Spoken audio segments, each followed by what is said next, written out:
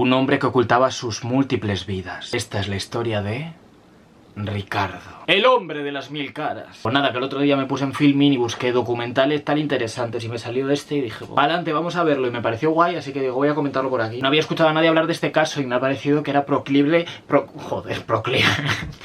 que era idóneo traéroslo. Eso sí, habla de un hombre que se inventa muchas identidades diferentes, por lo tanto, os voy a contar, creo que son 4 las mujeres que aparecen en el documental. Bueno, aparecen más, pero al principio aparecen 4 que cuentan cómo era ese hombre al que ellas conocían. De hecho, el documental empieza con una mujer que, después de haber sido muy engañada por diversos hombres a lo largo de su vida, dice que tuvo una primera relación cuando era joven y que su pareja le escondió una cámara en su salón para estar cotilleándola, y luego cuando discutían le decían que ha sido donde, que no ha sido que te...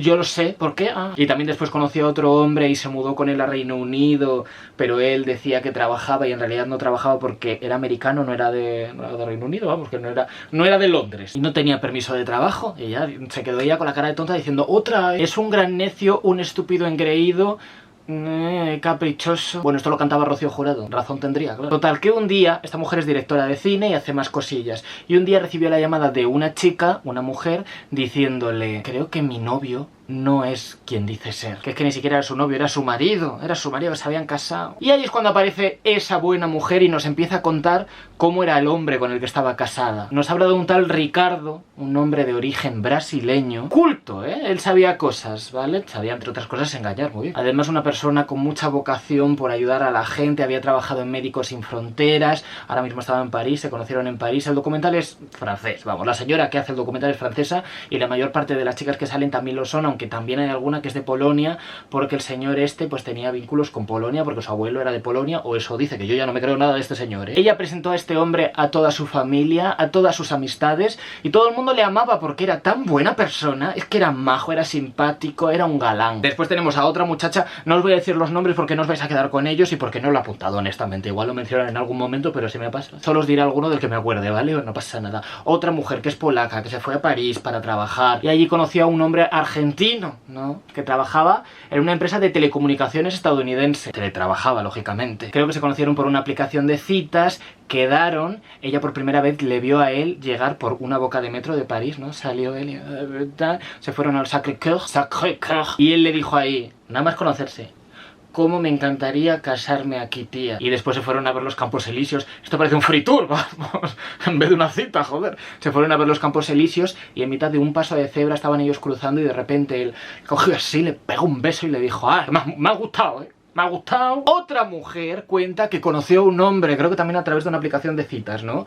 Un chico que se llamaba Daniel, argentino también, que a ella le encantaba el acento argentino, es que la ponía bellaca. Su madre era española, eso sí, y él trabajaba como médico para el ejército. Ella era una mujer muy romanticona y él lo supo ver, así que se la llevó a recorrer París de noche, que tú imagínate, no hay cosa más romántica y que huela peor, también te digo. La llevó a ver los puentes, que me encanta el concepto. Vamos a ver puentes. Estuvieron en Montmartre y todo, ¿no? Y a ella le pareció muy mono. Dijo, ay, qué agradable. A la vista ya todo. Esto es para gustos, honestamente a mí no me parece... Bueno, sí, más, es un señor, ¿vale? Pero es que él le compraba rosas, se arrodillaba ante ella, bueno, este Daniel, ¿qué cosas tiene? Es que era puro romance, parecía que le había escrito Federico Mocchia, no te digo más, vamos. Y otra mujer conoció a un Ricardo, ingeniero de Peugeot, la marca de coches. Y este era brasileño. Se conocieron un día, bla, bla, bla, y a la semana siguiente él desapareció, ¿no? Se fue y ella no supo nada más de él hasta la semana siguiente que él la llamó y le dijo, ¿qué? ¿Quedamos para tomarnos unos trinas? Y él le vendió la moto, que vamos, dijo, sí, yo procedo de una familia muy rica de allí de Sao Paulo. Nada va a impedir que me rompas el culo en la ciudad de Sao Paulo, es una canción, La busca, se llamará Culo en la ciudad de Sao Paulo. No lo sé. Nada va a impedir que me rompas el culo. No me lo he inventado, existe. Pues bueno, que el chico que Ricardo, brasileño, procedía de una familia muy rica, ¿no? Que tenían un casoplón ahí cerca de la playa, que tenían piscinas, tenían muchas habitaciones en su mansión, tenían de todo, vamos, criados, por supuesto. Otra casa también, tenían varias, ¿no? Multipropiedades. Le enseñó fotos con su niñera de cuando era pequeño, que él dijo, joder, pues se parecen mucho, ¿no? Parece la madre de él. Y luego conocemos a Marianne, una chica que vivía con su marido, que se llamaba Alexandre, que era un cirujano que tuvo mucho que ver, bueno, no es que tuviese que ver con el atentado, ayudó muchísimo después del atentado en la sala Bataclan de París. Estaban juntos y tal, y de repente le llamaron para que fuese ahí a atender a los heridos, y bueno, un héroe. Luego él volvió a casa, ella había reunido a toda su familia para decir: mira, me hace mira, mi marido, oye, qué buena gente que es que le quiero yo, madre. Y por lo que cuentan los familiares, uno de ellos que aparece ahí, bueno, no estoy seguro de si es un familiar o es su vecino, pero bueno, alguien, un conocido de ella, dice: nos pareció que era un hombre pues muy modesto, ¿no? Porque después de todo lo que había ayudado esa noche a tanta gente, ¿no? Que de repente viniese y nos dijese: bueno, os voy a contar simplemente lo que he tenido que hacer, pero no me voy a echar flores. Claro, después de escuchar todo el testimonio, ellos se fueron a casa pensando: joder, qué maravilla de persona, qué suerte ha tenido la Mari.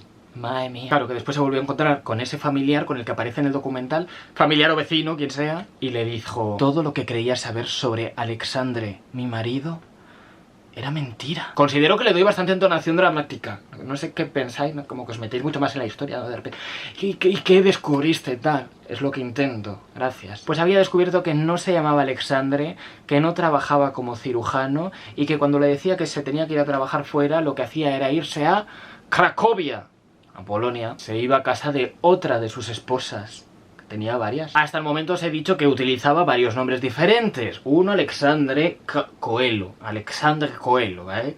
Daniel Saavedra también. Antonio Carlos de Jesús. Él le echaba imaginación.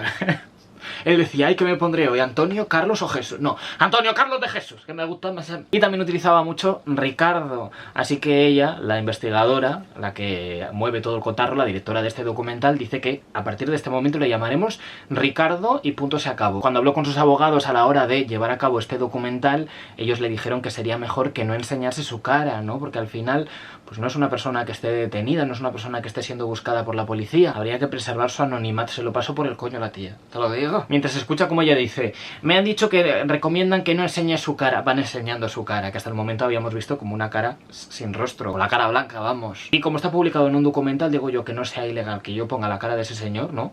Esto. Así que aquí le tenéis alguna de sus facetas. Luego os enseñaré más fotos porque es que no tienen desperdicio, de verdad. Y otra de las cosas que había descubierto Marianne cuando se dio cuenta de que su marido no era quien decía ser, es que el señor movía cosas de una casa de una de sus mujeres a la casa de otra. Por ejemplo, una le decía: te he preparado el pan, a ver si te gusta. Y él decía: me lo llevo para trabajar. Y luego iba a casa de la otra esposa y le decía: te he preparado pan, espero que te guste. Pues bien, la primera mujer que contactó con la investigadora de este caso estaba embarazada de él. Él le había invitado varias veces a ir a visitar el hospital en el que él trabajaba, y ella siempre le daba largas en plan de: pues que es lejos, ¿no? Y me da un poco de pereza, Y cuando se quedó embarazada de él, lógicamente, él le dijo: me llevo muy bien con el de ginecología, con todo el personal, así que estaría bien que te hiciesen el seguimiento en mi hospital. Que dices tú, mucho se arriesga, ¿no? Y al negarse ella, porque de nuevo le daba pereza porque estaba lejos, que ay, pues sí, ya lo veré, él se enfadaba bastante, se enfadaba, se lo tomaba mal. Pero bueno, cuando le dijeron por primera vez que estaba embarazada,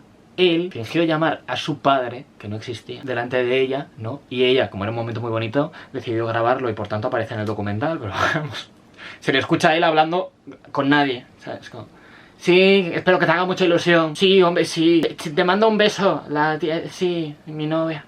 Pero de repente él le dijo: mi madre está en coma, tengo que ir a los Estados Unidos para cuidar de ella. Él desapareció durante una semana, ni siquiera le mandó un mensaje a ella, así que ella le envió uno a él diciendo: como no me mandes ninguna foto, es que voy a acabar pensando que no te has ido de París. En plan de broma, pero entre broma y broma ya sabéis que se asoma, ¿no? Por supuesto a él eso le sentó fatal. Dijo: ¿cómo puedes pensar eso de mí? ¿Qué te diría yo eso mientras sigo por aquí? Anda, qué vergüenza. Vamos, que la llamó y le dijo: eres un monstruo por desconfiar de mí de esa forma, tal. Y ella se tuvo que disculpar, pero convenientemente su madre murió. Y digo convenientemente porque claro, de esa forma ella se volcó mucho con él y no le hizo más preguntas ni indagó más, simplemente le apoyó porque sabía que él estaba muy unido a su madre. Poco después él volvió a desaparecer y ella no tenía forma de contactar porque no le cogía el teléfono, así que lo que hizo fue llamar a uno de los números que se suponía que eran del padre de él, a través de los cuales él hablaba con su padre. Tenía varios el padre, pero ninguno funcionaba. Todos decían que no existían. Así que ella, un poco desesperada, sola en casa, preocupada, se metió en el portátil de él, que no le había puesto ni contraseña ni nada, muy poco avispado desde mi punto de vista, pero bueno.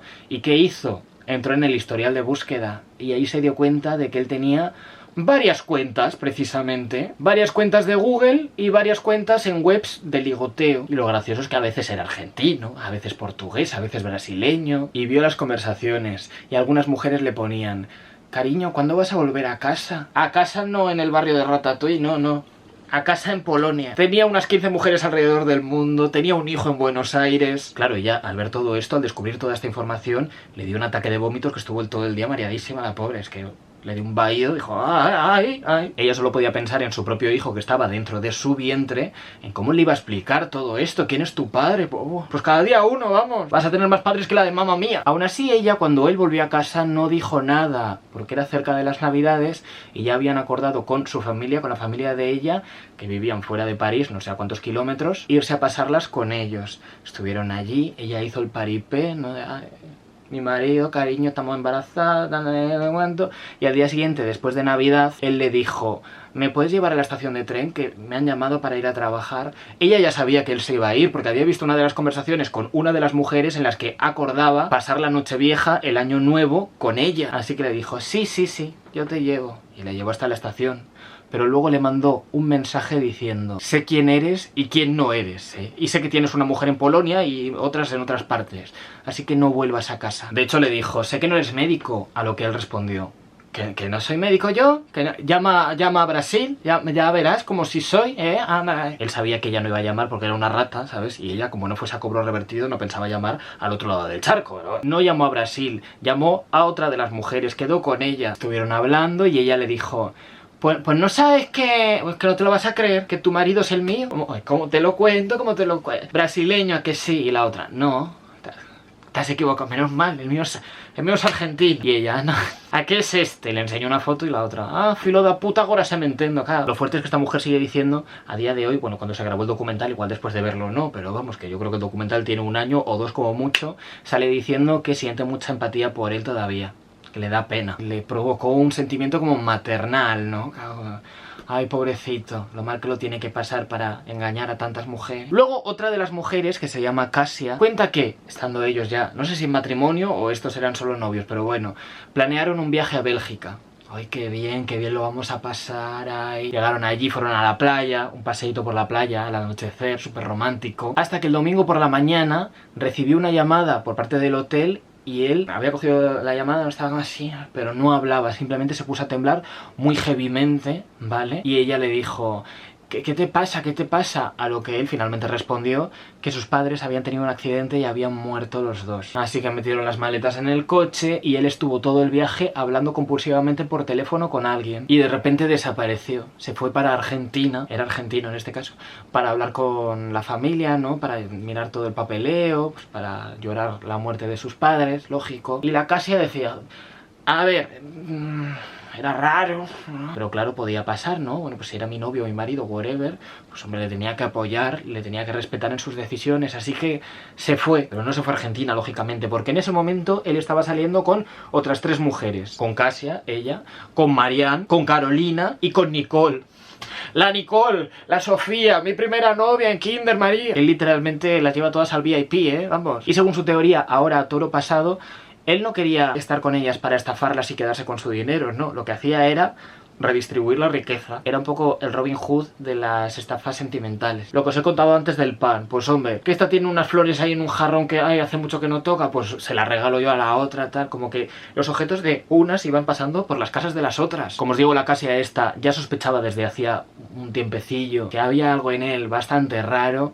Más que nada porque cuando se conocieron, él le dijo que era argentino, pero después le pilló el pasaporte y ponía que era brasileño, y entonces él se justificó diciendo que era adoptado, que había sido adoptado por una familia argentina y que le daba mucha vergüenza contárselo por algún motivo, no sé por qué, pero bueno, que le daba mucha vergüenza contárselo y entonces que se lo había callado y tal. Y además ella después descubrió que la madre, bueno, la supuesta madre que él le había enseñado una foto, ¿no? Le dijo: esta es mi madre.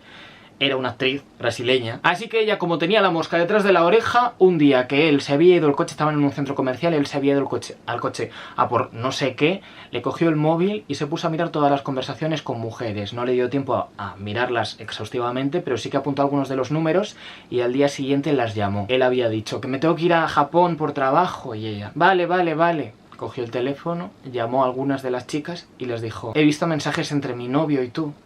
y quiero saber quién eres. Y a quien llamó fue a esta otra mujer que estará apareciendo en pantalla en la versión vídeo, ¿vale? Que era la que pensaba que él trabajaba como ingeniero en Peugeot. Y ella se quejaba de que el sexo con él no era muy bueno porque él siempre estaba muy estresado con su trabajo y ella lo respetaba, claro. Así que ella intentaba ayudarle, oye, y al final lo consiguieron, ¿eh? Consiguieron tener relaciones satisfactorias. Sí que es cierto que luego otra cuenta que el sexo no era su fuerte, que acababa demasiado rápido y que no. Pero que para ella eso era bien, ¿eh? Que no le parecía un obstáculo, que ella, bueno, pues 5 minutos, pues oye, de puta madre, ¿por qué me he dejado el capítulo de Sueños de Libertad a media?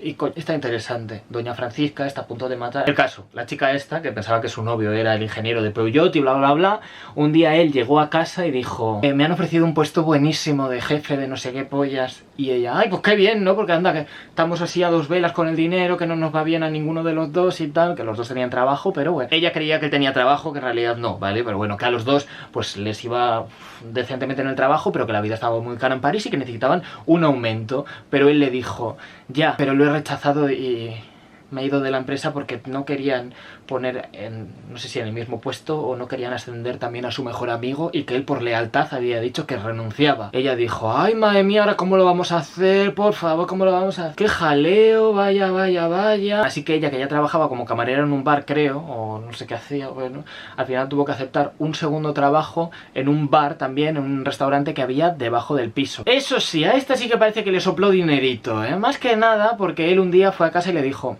claro, para que yo encuentre trabajo necesito que me traduzcan el título de ingeniero, ¿no? Que está en brasileño. 3.000 euros cuesta la traducción, que digo yo, joder, la traducción. Que la haga con el traductor de Google, que oye, no estará perfecta, pero coño, te hace el apaño, ¿qué te digo? Así que ella tuvo que pedir un préstamo de 3.000 euros, que él por supuesto no le devolvió. Y que por supuesto no utilizó para traducir ningún título que no tenía. Un día él le dijo, vamos a quedar con mi mejor amigo este del trabajo, al que no habían ascendido y por el cual él había renunciado a su puesto, y con su mujer. No sé por qué motivo, no me acuerdo de si lo explican o no, creo que no. Ella llega a donde habían quedado, que habían quedado en un sitio muy poco concurrido, debajo de la Torre Eiffel, que además era el día de la Bastilla, que estaba aquello lleno de gente, ¿vale? Pero ella venga a dar vueltas, ahí no te encuentro, no te encuentro, tal. Tampoco encuentra al mejor amigo, que le había visto en una foto y tal. No sé, bueno. Al final se volvió a casa. Al llegar a casa se encontró al novio, a Ricardo, y este le dijo, nada, es que como no te veía y tampoco a mi amigo, pues digo, pues me voy a ir para casa, que vamos, estoy aquí perdiendo el tiempo. Y él de vez en cuando se iba a Polonia porque decía que le necesitaban en la fábrica esta de Peugeot, antes de que le despidieran, debe de ser. Y desde allí le mandaba vídeos a ella diciendo, ah, cariño, pues hace frío. Uy, cómo se está en Polonia. Uy, qué frío, qué frío. Y nada, pues ahora voy a trabajar. Uy, mucho trabajo hoy, ¿eh? Madre mía, acabo con las piernas reventadas, está. Todo esto hasta que un día recibió la llamada de Kasia, lo que os he contado antes, diciéndole, he visto mensajes entre mi novio y tú, y quiero saber quién eres. Kasia le explicó que Ricardo era su novio, que vivían juntos en Polonia, porque después de lo de París y su padre y tal, no sé, que se habían mudado. Y la chiquita esta le dice, ¿también es mi novio?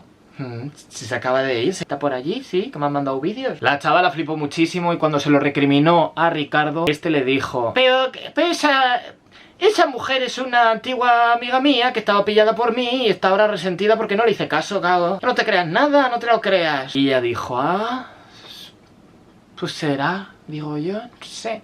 Pero al mismo tiempo, como seguía con la mosca detrás de la oreja, seguía hablando con Kasia para saber si efectivamente estaban hablando de la misma persona y si efectivamente estaban viviendo juntos. Hay que decir que esta no se enfadó tanto porque decía, tenía muchas novias, pero yo creo que yo era su favorita porque a mí sí que me dejaba hablar con su madre y a las otras no. ¿Qué dices tú? Enhorabuena. ¡Qué suerte has tenido, jo! ¡Qué envidia! Total, que la investigadora de este documental contrata a 2 detectives y se ponen a investigar las cuentas de Facebook de Ricardo y en una de las publicaciones ven un mensaje de un chico diciéndole, hola papá, que qué tal estás, que a ver cuándo me pasas la paga. Y gracias al Facebook también descubrieron, porque yo no sé si el Facebook este era como privado, pero los detectives dieron con él o lo que fuese, dieron con unas fotos de Ricardo con la hija recién nacida de unos amigos de una de las chavalas a las que estaba engañando y le enviaba la foto a su madre diciendo, ay, mi hija, tu nieta está aquí. Y mi cosa favoritísima en el mundo, por favor, es que, me lo ha dado todo, todo, todo. Subía fotos, voy a decir photoshopeadas, poniendo su cara en las imágenes de otra gente, ¿no? Por ejemplo, decía que se había licenciado en literatura francesa y salía él, ¿no?, con un birrete y una toga, que son las que se suelen llevar en las ceremonias y las graduaciones británicas, no en las francesas, por supuesto. Y luego decía también que era piloto y la foto... están apareciendo en pantalla. Os recomiendo, si me estáis escuchando únicamente, que veáis esta parte porque es fuerte, ¿no? Que la gente no dijese que esta foto es un poco rara. Qué rara la foto, ¿no? Ay. Literalmente su cara parece como medio aplastada ahí, o sea... Y es que estaba utilizando una página web que yo utilizaba muchísimo con mis primos, con mis amigos y con todo el mundo, porque se llevaba mucho en los 2010, de hecho yo creo que finales de los 2000, que se llama My Facing Hole, no, Facing Hole se llama. Y es básicamente que tú subías una foto tuya y podías poner tu cara en la cara de otra gente. Es que de verdad, qué fantasía, es que uff. En el momento en el que yo vi estas imágenes fue cuando dije, yo tengo que hacer un vídeo de esto, yo tengo que expresarlo al mundo. Pues bien, una de estas chicas, de todas las exes que ha tenido, se enteró de que todo este rollo de inventarse personalidades y nuevas identidades no era una cosa reciente, sino que él cuando vivía en Brasil, o sea, hacía ya muchísimos años, ya lo había hecho en alguna ocasión. Y se dieron cuenta porque él había sido denunciado por una mujer brasileña llamada Bruna. Así que la investigadora dijo, pues para allá que me voy. Consiguió dar con Bruna y esta le contó, pues bueno, que ella trabajaba en un salón de belleza dentro de un centro comercial allá por 2010-2011. Un día en la hora de comer, pues él se le acercó y empezó a hablar y mostró muchísimo interés y comenzaron a salir. Era delgado, guapo, alto, médico. Se lo dijo él, bueno, médico era. Encantador, culto y muy interesante, como la revista. Pero bueno, pronto dejó de serlo. Y es que el error de ella fue... Me imagino, ella dice que fue dejarlo solo en su apartamento. Yo entiendo que ella le dejó sus llaves básicamente porque le robaron y gracias al circuito interno de vigilancia de su edificio pudo constatar que había sido él el que había entrado y había salido, se había llevado, espérate, una cadena de cristal de Murano, muchos objetos de decoración, cosas que dices tú, no es lo primero que te llevarías si lo que estás intentando es ganar dinero con ellos, si lo que quieres es venderlo. Pues es que no quería venderlo, él se lo quería dar a otras mujeres, en plan de, qué detallista que soy, fíjate, ¿eh? Ella le denunció, le preguntó a su abogado, ¿está permitido que le pegue 2 hostias? Y el abogado le dijo, no está. ¿No? Y ella dijo, pues una pena, la verdad. Tras esta denuncia, por supuesto, llegaron otras de otras mujeres de allí de Brasil, pero bueno, aparecen unas abogadas que se encargaron de varios de los casos de este hombre y ellas discuten sobre si les parecía atractivo, si no. Una dice, si era guapo, tal, y la otra, era del montón, vamos, del montón bueno, igual. Él debía de ganárselas por sus actos amatorios, por lo menos es lo que dice Bruna, que hizo... En ese sentido estaba muy contenta ella, le dio hasta pena, dijo, ay, jo, qué pena que me haya robado, porque oye, y decía que no tenía un prototipo él, no, que le gustaban rubias, morenas, altas, bajas, gordas, delgadas. Ella era una mujer trans y jamás hizo un comentario al respecto, vamos. Con que fuese una mujer a él le valía, oye. Efectivamente el hombre fue denunciado, pero tampoco pasó demasiado tiempo en la cárcel. Le soltaron, luego fue acusado de malversación y tal. Y ahora vamos a descubrir un poco de la infancia de este hombre. Ricardo nació a 70 kilómetros de Sao Paulo. Va a impedir que me... en la ciudad de Sao Paulo. Y ahí por supuesto que se dirige la investigadora, la Gloria Serra francesa, a hablar con algunos de sus profesores, con el alcalde del pueblo, pasan por delante de la casa de la madre en la que está viviendo actualmente la madre de él. El alcalde le dice que no hable con ella, que no procede y ella, pues, bueno, acepta. Y le cuenta detalles de la infancia de Ricardo que a mí me parecen bastante esclarecedoras. Cuenta que la madre de él tenía una gemela idéntica y que él muchas veces de pequeño jugaba a que él también tenía un gemelo idéntico. Y a pocos kilómetros de este pueblo descubren la primera identidad secreta, falsa, de Ricardo. Él solo tenía 20 años cuando se acercó a una mujer y le dijo que era un policía que se había infiltrado en una banda criminal muy importante, vamos, montaje ruinoso nivel Anna Allen. ¿Os acordáis de esta actriz española que fingió que había estado en The Big Bang Theory y en un montón de series más?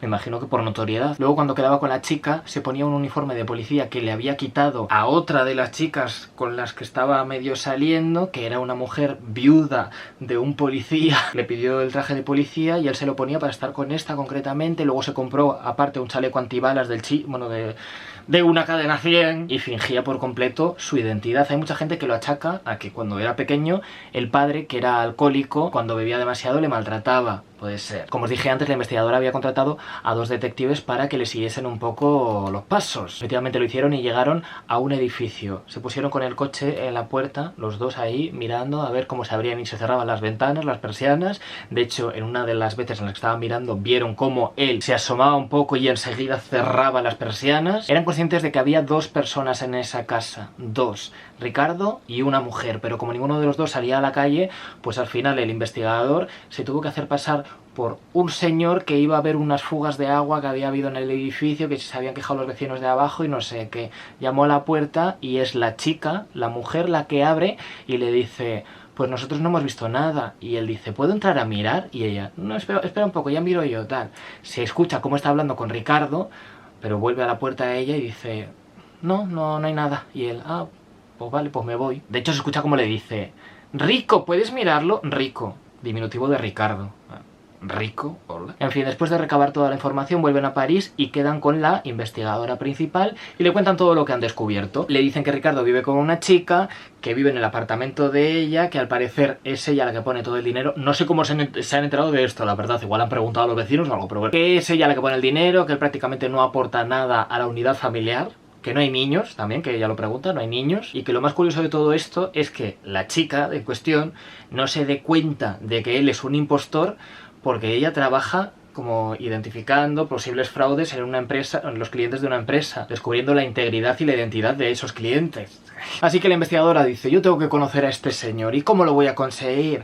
Pues mira, voy a llamar a una amiga que le va a llamar a él haciéndose pasar por una mujer que quiere hacer una entrevista, está haciendo un artículo para la televisión o para un no sé qué medio, pero bueno, que va a aparecer en parte en la televisión local, sobre los extranjeros en Polonia, porque el señor este pues vive en Polonia. Ella le llama y él acepta y le dice: quedamos este día a esta hora, no sé qué, va a haber cámaras, va a haber cámaras porque va a ser un documental y eso, vale. Y él: ah, perfecto, me parece bien. Él es un poco narcisista, le parece bien salir en cámara, por supuesto. Ella me parece una crack, la que le llama, me parece que tiene una mente fría y una capacidad para engañar al teléfono, que te pones mucho más nervioso incluso que en persona, que oye, lo valoro. Como os decía, el documental es sobre los inmigrantes en Polonia y más concretamente sobre cómo estos se inmiscuyen, como que se integran dentro de las actividades del país, entre otras las maratones. Y es que este hombre, Ricardo, corre muchísimo, está todo el día haciendo footing y demás, así que aprovecharon ese filón para decir: va sobre esto la entrevista. Y de puta madre, pues venga. Preparan un poco el set de la supuesta grabación, por supuesto está ahí la investigadora, la directora del documental y tal. Él llega, esto es hiper tenso. Es que cómo puede ser este momento en el que llevas tantísimo tiempo investigando a una persona que tú sabes que es una persona que engaña, que es, bueno, un fraude. Es que es el perfecto mentiroso, te lo juro. Es que le ves hablar y dices: es que me lo estoy creyendo todo y sé todo lo que me han contado hasta el momento, pero bueno, lo hice con una convicción. De hecho, ella debe estar un poco nerviosa, la directora, ¿no? Y le dice: let me take the questions, o sea, como déjame mirar un poco las preguntas. Y él le dice: ¿qué pasa? ¿Estás nerviosa? A mí en ese momento se me hubiese aflojado el pis, pero ella salió muy bien del paso diciendo: la verdad es que sí. Y él le responde: no te preocupes, corazón, que lo vamos a hacer muy bien, ya verás. Ella como supuesta entrevistadora, ¿vale? Comienza la grabación y él se presenta varias veces, se equivoca diciendo lo que tiene que decir, porque es una presentación suya, diciendo: soy Ricardo Plasur, soy un chico brasileño, vivo en Polonia, tengo 41 años y llevo 6 años viviendo aquí. Diría que su nombre sí que es Ricardo, el apellido Plasur, diría que sí. Bueno, le pregunta cómo empezó a correr y él dijo que fue durante el servicio militar obligatorio en Brasil, le cogió el gustillo y luego creo que con unos amigos del ejército también se fueron todos a vivir a París. Allí conoció a su mujer, estuvieron un tiempo viviendo en París y los dos decidieron mudarse a Polonia. La mujer ya iba con un trabajo apalabrado, ya tenía contrato, pero él no, y gracias a apuntarse a las maratones conoció a un chico que ahora era su amigo, que le recomendó en una empresa y había conseguido él también empezar a trabajar allí. La investigadora a todo esto asiente diciendo: y él dice: true story, no bullshit. Como es verdad, es una historia verdadera, es verdadera, sí. Yo creo que ahí sí que él estaba un poco shaking. Le preguntan si tiene hijos y él responde que sí, que tiene 2 hijas de 8 y 6 años, puede ser. Y de nuevo la entrevistadora asiente lentamente diciendo: ah, sí, muy bien. Luego le preguntan que de qué ciudad de Brasil procede y él responde que es de Sao Paulo, cosa que no es del todo cierto, pero bueno, unos 70 kilómetros de allí. Y me parece muy curiosa una pregunta que le hacen, que ella se pone nerviosa al hacerla porque dice: nuestro camarógrafo piensa que la gente que corre siempre es porque huye de algo. ¿Tú huyes de algo? Y él dice: yo no corro de algo, porque utiliza el run from something. Yo no corro de algo, yo corro hacia algo, ¿sabes? Como con un propósito. I run for something. Y luego ya acaba la entrevista y le graban corriendo, ¿no? Como unas tomas de estas para meter dentro del documental. Él corre muy mal. Es que, vamos, si me dices que es mentira también que corre, me lo creo, porque es que tiene menos arte que yo, que no corro nunca. Y encima el tío cutre, cuando para de correr, hace así, un corazón con las manos. La cosa más hortera que he visto yo en mi puta vida. Además súper irónico después de todo lo que sabes, ¿no? Es como, este tío es bastante mentiroso, ¿no?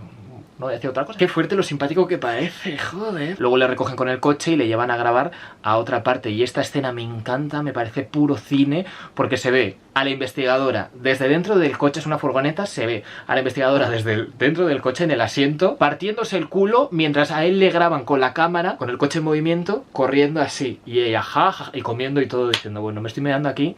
Y él pregunta, ¿puedo parar ya? Y ellos, un poco más, un poco más. Es una venganza muy pobre, porque al final no le estás haciendo pagar por nada. Y de hecho acaba la entrevista que le hacen y él no tiene ni puta idea de para qué es esto. O sea, no sabe que se va a producir un documental en el que se va a desenmascarar todas sus identidades. De hecho, es que luego yo he intentado buscar información sobre qué ha sido de él, si había ido a la cárcel, si no, si bla. No he encontrado nada, nada. Y he visto entrevistas de la directora, pero tampoco cuenta nada del post-documental. Así que mira, me voy a tener que quedar con la duda y me mata por dentro. Así que si alguien sabe algo, si alguien ha investigado o si considera el CSI de internet, por favor que nos dejen en comentarios sus resultados. Ya os digo que en el documental dicen que se llama Ricardo Plazur.